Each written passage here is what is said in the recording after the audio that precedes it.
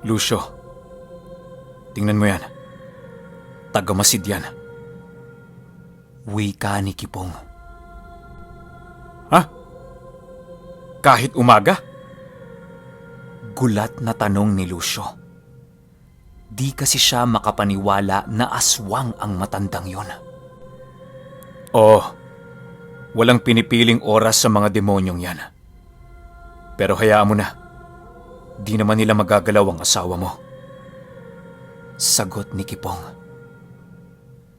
Sumapit ang gabing yon at walang nangyaring kakaiba. Lumipas pa ang 2 araw. Walang pagpaparamdam ang ginawa ng mga nakasagupa ni Kipong. Para bang ang gusto nilang mangyari, kalimutan ni Kipong yung naging engkwentro. Para magkaroon sila ng pagkakataon, nalusubin itong si Kipong nang hindi siya handa. Pero yan ang akala nila. Dahil matinding paghahanda ang ginawa ni Kipong sa mga oras na ito. Binigyan niya ng buto ng ahas ang mag-asawa at walang sinabing impormasyon kung para saan yon. Basta hawakan lang nila. Sumapit ang gabi ng ika-4 na araw. Dito na magaganap ang pangyayaring hindi makakalimutan ng tatay ng lolo ko. Isang gabi, habang kumakain sila sa bahay ay maayos naman. Nag-uusap pa silang dalawa tungkol sa magiging trabaho nila kinabukasan. Itong asawa ni Lucio ay nakikinig lang. Bale, nakalapit ang asawa niya sa may gasera upang hindi kagatin ng mga lamok. Ang bigas palang kinakain nila noon ay mais. Naubusan kasi sila ng bigas, kaya wala silang magagawa kundi kumain ng mais. Masarap naman ang mais na ginawang bigas. Napakadali mo nitong mabusog at hindi mo kayang kumain ng 3 plato nito. Kahit anong klase pang masarap na ulam, ay hindi yan uubra kapag mais na ang ginawa mong bigas. Pagkatapos nilang kumain, nagligpit na itong si Kipong ng kanilang gamit. Pangiti-ngiti lang yon at tila ba hindi nag-aalala sa mga nilalang na baka balikan sila. Matapos nitong maghugas, umupo ito sa upuan sa may bintana ng kanilang bahay. Nagmamasid lang yon habang kasama si Lucio. Maganda kasi ang tanawin doon kapag gabi. Lalong-lalo na kapag bilog ang buwan. Nakaharap kasi ang bintana ng kanilang kainan doon mismo sa likuran ng daan. Malawak ang patag ng bukirin doon at kapansin-pansin din ang 2 puno sa dulo nito. Tumitingin sila ng tanawin habang nag-uusap ng kanilang mga nakaraan. Yung tipong naliligo sa mga sapa tapos sa ulan. Nakakamiss talaga ang kabataan. Kaya binabalik-balikan nila ang mga alaalang yun. Sabay tawanan at parang hindi maubos-ubusan ng kanilang pagkukwentuhan. Hanggang sa biglang tumigil sa pagtawa itong si Kipong. Lucio, tingnan mo yung 2 puno. Ngayon ata susugod ang mga yan. Puntahan mo na yung asawa mo. Wika ni Kipong kay Lucio. O sige, mag-iingat ka, Kipong, ha? Tumawag ka lang at nakahanda ang 2 garab ko dito. Ang garab ay isang uri ng matalas na bolo na kadalasang ginagamit sa pag-aani ng palay. Hindi yun mahaba, bagkus ay paikot ang kurba nito. Napakatalas nitong gamit na kayang pumugot ng ulo ng tao nang walang kahirap-hirap. Agad namang pumasok si Lucio sa kanyang silid upang bantayan ang kanyang asawa. Nagsaboy siya ng asin sa kanilang kwarto kasi marami talaga ang nakita niya. Ayon kay Lucio, ang nakita niyang mga tao sa may puno ay hindi bababa sa bilang ng 8. Kaya natatakot na rin siya sa kalagayan nilang 3. Niyakap niya na lang ang kanyang asawa upang maibsan ang takot nito. Nakakasama din kasi ang sobrang takot sa buntis, kaya gumagawa ng paraan si Lucio para hindi makaramdam ng kahit na anong takot ang kanyang asawa. Si Kipong naman ay nagsara na ng bintana at tahimik lang ito habang lumalabas ng bahay. Kitang-kita ni Kipong ang mga nilalang na yon at pansin na pansin rin niya ang mga nagbabaga nitong mga mata. Lahat ata ng 8 taong yon ay animoy umaapoy ang mga mata nito. Kitang-kita talaga yon kahit nasa malayo.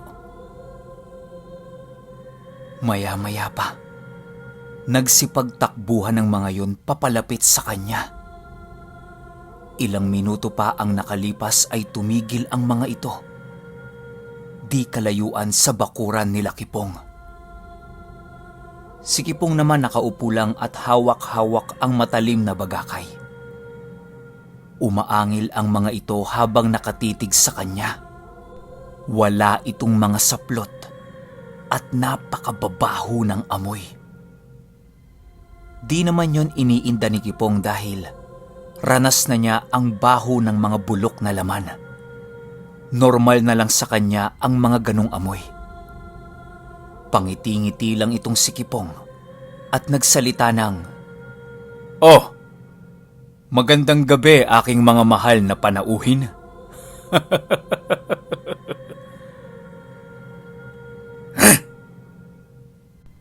Sabat ng isang matanda na lalaki sa pang-aasar ni Kipong. Yung iba sa mga yon, nagbubungkal talaga ng lupa. Bumubungkal kahit wala namang nakabaon doon. Yung iba naman nakatuwad at yung iba ay dumidila sa lupa. Yung matanda lang ang normal sa mga yon. Kung ako sa inyo, umalis na kayo. Pagbabanta ni Kipong. Aalis kami. Kasama ang katawan mong walang buhay. Wika ng matanda. Ngumiti lang naman si Kipong sa naging sagot nito. Pagsabat na pagsabat nung matanda kay Kipong, agad itong nawala at pagtingin ng mga aswang. Nagulat sila sa kanilang nakita. Yung pinakamatandang aswang sa kanila ay nakaangat na sa lupa at tagos na ang bagakay sa katawan nito. Nakadilat na ang matandang yon at nakahawak sa bagakay. Walang isang segundo, bigla na lang itong nagsisisigaw. Yung sigaw nun parang mamamatay na talaga. Lahat ng kasama ng matandang yon hindi nakagalaw sa kanilang mga nasaksihan. Ang sabi ko sa inyo, umuwi na kayo. Wika ni Kipong. Hanggang sa unti-unting dumuwal ang matanda at pumuti ang mga mata nito. Nagsiiyakan ang lahat ng mga kasama nito at susuguri na si Kipong. Pagsugod ng isa, hinataw ito ni Kipong ng bagakay na kung saan nakatusok ang katawan ng matanda. Tilapon ang aswang na yon. At nung akmang susugod na yung 6, biglang lumitaw yung ahas na napakaitim sa ilalim ng bakuran nila Kipong. Wala itong sinayang na oras at agad nitong pinuluputan ang isa sa mga aswang. Napakahigpit ng pulupot ng ahas na yon na halos bumauna ang makakapal na kaliskis nito sa katawan ng aswang. Nagsisisigaw ito pero walang magawa. Akmang susugod ang iba sa ahas pero bigla itong nasindak nang biglang inilabas ng ahas ang dila nito at kasabay ang paglitaw ng matatalas na pangil. Alam ng mga aswang na yon na hindi ordinaryong ahas ang kanilang kinahaharap. Umatras ang mga ito at itinuon na lamang ang kanilang atensyon kay Kipong. Nilusob nila ito ng sabay-sabay, pero paglusob nila, bigla yung nawala sa pwesto nito. Hoy! Nandito ako! Wika ni Kipong habang tinatanggal niya ang katawan ng matanda sa bagakay. Matapos niyang tanggalin yon, dinura-duraan niya ito ng paulit-ulit. Pagpapakita ng pang-iinsulto sa angkan ng mga aswang. Sabi-sabi kasi sa amin na kapag dinuraan mo ang bangkay ng isang aswang, pagpapakita yon na sila ang pinakamahinang uri sa lahat ng lahi ng mga aswang. Nag-aangil na ang lahat sa ginagawa ni Kipong. Gustong-gusto na siyang kitilan ng buhay ng mga ito. Yung ahas, unti-unti nang nilulunok ang aswang na nahuli kanina. Partida, ritual lang ng pantawag ng ahas ang ginawang paghahanda ni Kipong. Wala siyang kahit na anong uri ng puder o bakod na inikarga nung mga panahong yon. Tanging sa bisa lang ng mutya siya kumukuha ng lakas. Hanggang sa hindi na nakapagtimpi si Kipong at siya na mismo ang sumugod sa mga ito. Pagsugod na pagsugod ni Kipong, nagsipulasan ang mga yon. Pero nakahuli siya ng isa dito at walang awa niyang pinatay sa harapan ng mga ito. Itinurok ni Kipong ang bagakay sa bibig ng aswang habang sakal-sakal niya ito. Tila ba hindi siya nabibigatan sa aswang na yon dahil pagsakal ni Kipong, tinalunan niya yon tapos itinurok ang bagakay. Patay agad ang nahuli ni Kipong. Yung ibang aswang na nagpulasan ay tumakbo na papalayo. Nag-anyong baboy ang iba upang mas madaling makatakas kay Kipong. Hindi niya na yun sinundan at ipinakain ni Kipong sa ahas ang kanyang napatay na mga aswang. Matapos ang tagpong yon, unti-unting bumaon ang ahas sa kanilang bakuran.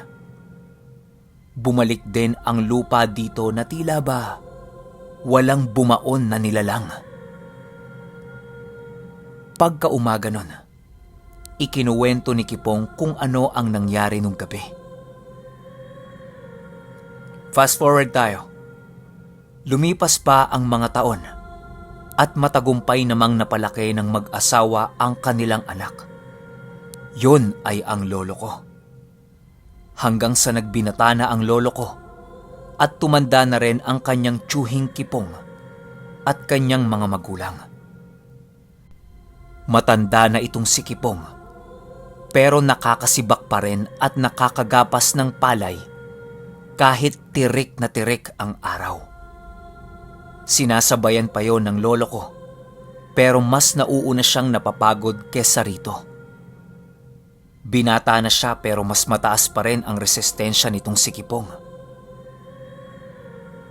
Alam mo, Undo, matanda na ako pero hindi mo pa rin ako masasabayan. Wika ni Lolo Kipong. Oo naman, Tiyo Kipong. Kayo pa ba? Ikaw ang pinaka-iniidolo ko eh. Wika ni Undo habang nag-aayos ng kanilang ginapas na palay. Matapos niyan, nagtungo na ang mga ito sa kanilang tahanan upang magpahinga. Mahilig ang pamilyang ito na magkape tuwing sasapit ang hapon. Yung nanay at tatay pala ni Undo ay may trabaho sa bayan. Kaya sila palagi ang magkasama ni Kipong. Wala namang problema yon. Kasi kung tutuusin, pamilya na talaga nila itong si Kipong. Medyo makakalimutin na itong si Kipong, kaya hindi niya gaanong nakwento kay Undo yung kabataan niya. Ang tanging nakwento kay Undo ay ang tatay Lucio niya. Napakalapit na ni Undo kay Kipong dahil napakabait talagang tao nun. Sa buong buhay niyang magkasama sila, hindi pa ito nakaranas ng kahit na anong pagtatalo. Tampuhan meron, pero ang magtalo sila ng tiyuhin niya ay malabo. Sa kadahilanang kalmado itong si Kipong palagi. Sabi niya, isa yung abilidad ng isa pang mutyang taglay niya, pero hindi niya sinabi kung anong uri ng mutya yun. Napakagandang mutya nun ayon kay Kipong, dahil makakaiwas ka sa gulo sa lahat ng oras. Dahil kahit gusto mo nang magalit, ay pilit ka rin itong pinapakalma. Lumipas pa ang isang dekada. Ang edad ni Kipong noon nasa 90 na. Hindi na yon naglalakad at nakaupo na lamang sa kanilang tumba-tumba. Hindi na rin ito gaanong nakakarinig. At pansin na pansin din ni Undo ang braso ni Kipong na tila ba merong nakabaon. Doon siya tuluyang naniwala sa mga kwento sa kanya ng kanyang ama tungkol sa tiyuhin niya. Ilang buwan pa ang lumipas at tuluyan na ngang pumanaw itong si Kipong. Pumanaw yon ng mapayapa at makikita mo talaga sa kanyang mga mukha na masaya siya sa huling sandali ng kanyang buhay. Humihikbi lang itong si Undo pero tanggap na niya ang sinapit ng tiyuhin niya. Alam niya din naman na balang araw ay mapupunta rin siya sa kalagayan ni Kipong. At sana mamatay din siyang masaya katulad ng tiyuhin niya. Maaaring maging alamat nga ang buhay ni Kipong dahil sa ginawa nitong mga mabubuting bagay noong siya ay nabubuhay pa. Hindi na rin pinakialaman nila Lucio ang lahat ng gamit ni Kipong at sinabay nila ang lahat ng yon sa huling hantungan ng commander ng baylan. Buong buhay nilang mag-asawa, hinding-hindi nila malilimutan yung pangyayaring tinulungan sila ni Kipong kontra aswang.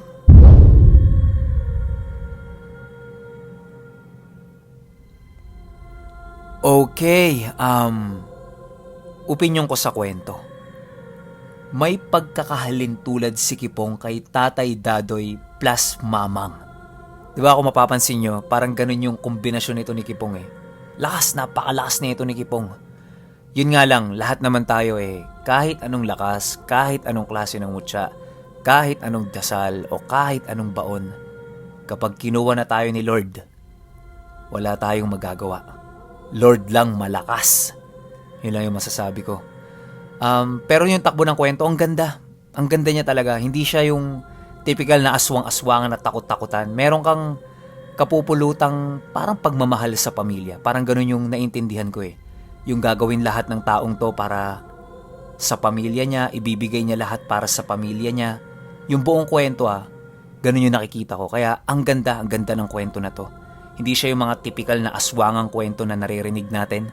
Diba? Kadalasan naman, takot, sasabuhay ng asin, mga ganun-ganun. Pero ito ang ganda ang ganda talaga. Pero kayo, kung may opinion kayo sa kwentong ito, i-comment nyo lang sa baba. Yun lang. Hanggang sa susunod na kwento. Salamat.